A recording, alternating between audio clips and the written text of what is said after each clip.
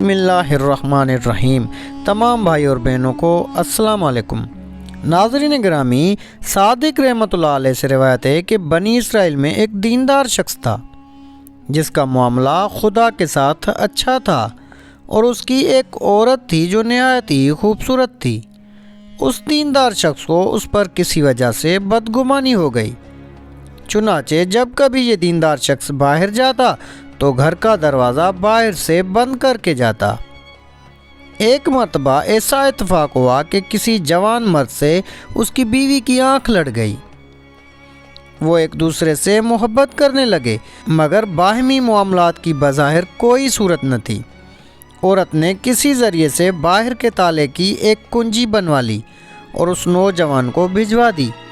اس نوجوان کا اس عورت کے پاس اس کے شوہر کی عدم موجودگی میں آنا جانا شروع ہو گیا۔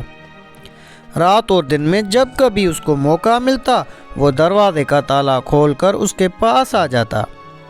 عورت کے شوہر کو اس کی آمد رفت کی عرصہ دراز تک خبر نہ ہوئی، اور یہ سلسلہ جاری رہا۔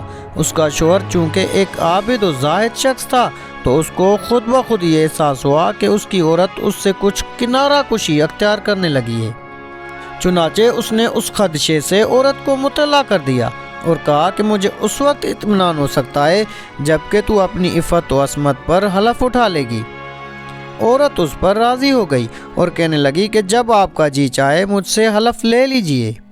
جس شہر کا یہ واقعہ ہے وہاں ایک پہاڑ تھا اور اس کے قریب ایک نہر بہتی تھی۔ وہاں جا کر بنی اسرائیل قسم اور حلف اٹھایا کرتے تھے، اور جو شخص وہاں پر جھوٹی قسم یا حلف اٹھاتا تو وہ فوراً ہلاک ہو جاتا۔ میاں بیوی کے درمیان حلف کی بات چیت کے بعد اس کا آشنا اس کے پاس آیا تو اس نے اس سے اپنے شوہر کی بدگمانی اور پہاڑ پر چل کر قسم کھانے کا قصہ سنایا۔ یہ سن کر وہ نوجوان پریشان ہو گیا کہ اب کیا کیا جائے۔ عورت نے اس کو تسلی دی اور کہا کہ گھبرانے کی کوئی بات نہیں، میں ایسی ترکیب کروں گی کہ سانپ بھی مر جائے گا اور لاٹھی بھی نہ ٹوٹے گی۔ فلاں دن فلاں وقت میں اپنے شوہر کے ساتھ قسم کھانے کے لیے اس پہاڑ پر جاؤں گی، لہذا تم بھیس بدل کر اور سواری کا ایک گدھا لے کر شہر کے باہر پھاٹک پر کھڑے ہو جاؤ، اور جب تم ہم دونوں میاں بیوی کو آتا دیکھو تو گدھے کو لے کر ہمارے قریب آ جانا۔ میں تمہارے گدھے پر پہاڑ تک جانے کے لیے سوار ہوں گی، تو جلدی سے مجھے اٹھا کر گدھے پر سوار کر دینا، پھر دیکھنا کیا ہوتا ہے۔ چنانچہ جب حلف اٹھانے کا دن آیا تو اس دیندار شوہر نے اپنی بیوی سے کہا کہ چلو اس پہاڑ پر چلیں تاکہ تم وعدے کے مطابق حلف اٹھا کر مجھے مطمئن کر سکو۔ یہ سن کر وہ جلدی سے کپڑے بدلے بغیر چلنے کے لیے تیار ہو گئی اور کہنے لگی کہ میں پیدل پہاڑ پر نہیں جا سکتی۔ شوہر نے کہا چلو شہر کے پھاٹک پر کوئی گدھے والا کھڑا ہوگا، اس کا گدھا کرایہ پر لیں گے۔ چنانچہ دونوں گھر سے چل دیے۔ جب شہر کے دروازے پر پہنچے تو عورت کا آشنا گدھا لیے ہوئے وہاں موجود تھا۔ اس کو دیکھتے ہی عورت نے آواز دی کہ او گدھے والے، ہم تجھ کو نصف درم دیں گے، کیا تو ہمیں اس پہاڑ تک پہنچا دے گا؟ وہ بولا جی ہاں پہنچا دوں گا، اور جلدی سے گدھا لے کر آیا اور عورت کو اپنے ہاتھوں کا سہارا دے کر گدھے پر بٹھا دیا۔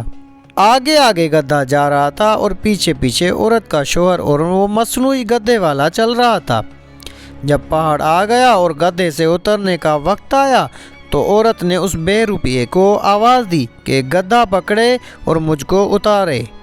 وہ آنے بھی نہ پایا تھا کہ عورت خود بخود گدھے سے گر پڑی اور اس طرح گری کہ اس کا سطر بے روپیے کے سامنے کھل گیا۔ عورت اس کو بناوٹی گالیاں دینے لگی تو یہ بے روپیہ بولا کہ بی بی صاحبہ میرا اس میں قصور نہیں ہے، اور اس کو پکڑ کر زمین سے اٹھا کر کھڑا کر دیا۔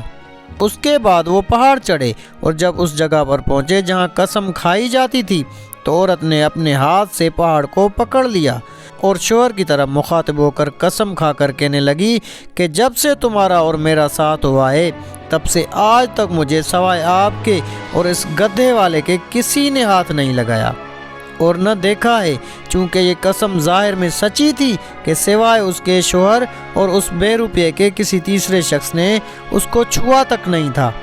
اس لیے وہ پہاڑ زور زور سے ہلنے لگا اور زمین میں دھس گیا۔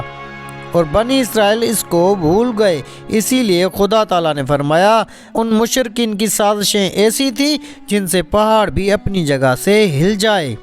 تو ناظرین گرامی، اللہ پاک سے دعا ہے کہ اللہ پاک ہمیں جھوٹ، مکر اور فریب سے بچائے اور اپنا فرما بردار بندہ بنائے۔ آمین یا رب العالمین۔